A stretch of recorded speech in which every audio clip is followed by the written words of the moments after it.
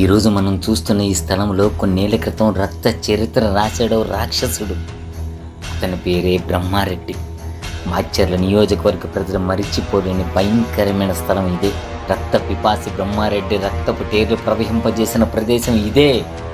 అధికారం చేతిలో ఉంది కదా అని వ్యక్తిగత ద్వేషం పెంచుకొని 7 వ్యక్తులను వెంటాడి అత్యంత కిరాతకంగా నరికి చంపిన ప్రదేశం ఇదే.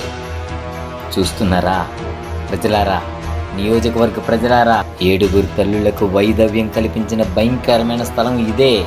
7 కుటుంబాలను నడి రోడ్డుకిచ్చి నరరూప రాక్షసుడు ఈ రావణ నేర బ్రహ్మారెడ్డి రావాలి, మాచర్ల మార్పు రావాలని చెప్తున్న ఈ గుంట నక్క నాడి అధికారం అడ్డం పెట్టుకుని చేసిన రాక్షస కీడకు ఈ స్థలమే సజీవ సాక్ష్యం. బ్రహ్మారెడ్డి, నువ్వు మర్చిపోయిన చరిత్ర మరవదు. నువ్వు చేసిన హత్యాకాండ. చేసేదేమో హత్యలు, చెప్పేదేమో నీతులు. చాలు ఇక ఆపు నీ నాటకాలు.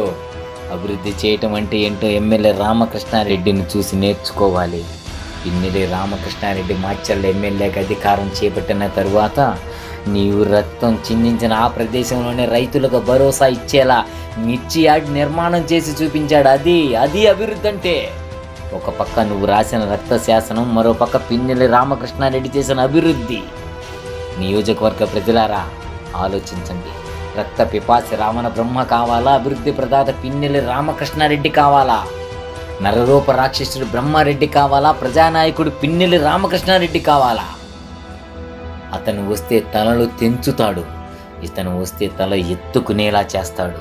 అతను వస్తే రక్తాన్ని పారిస్తాడు, ఇతను వస్తే నదీ జలాలతో పంటలు పండిస్తాడు. మరోసారి ఎమ్మెల్యే రామకృష్ణారెడ్డిని గెలిపించటానికి మీరు సిద్ధమా? నేనైతే సిద్ధమే.